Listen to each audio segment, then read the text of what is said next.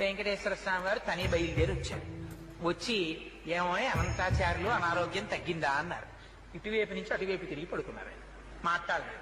మాట్లాడకపోతే ఆయనే పాపం బల్ల లాక్కుని వెంకటేశ్వర స్వామి వారు కూర్చున్నారు. ఇవన్నీ యథార్థంగా జరిగిన సంఘటనలండి. ఓ బల్ల మీద కూర్చుని చెయ్యి పట్టుకుని అనంతాచార్యులు తగ్గలేదా, ఇంకా ఒంట్లో ఉష్ణం అన్నారు.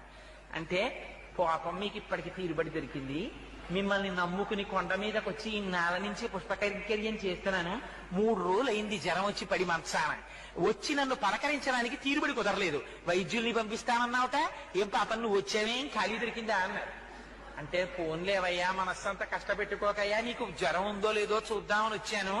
అనంతాచార్యులు నన్ను చూడాలన్న భక్తే తప్ప వైద్యులతో వైద్యం చేయించుకుందామని కూడా నీకు కోరిక లేదేమిటో, చూడు నీకు ఎలా తగ్గించేస్తానో అని ఒళ్ళంతా పాపం వెంకటేశ్వర స్వామి వారి వాత్సల్యం అంటే చూడండి.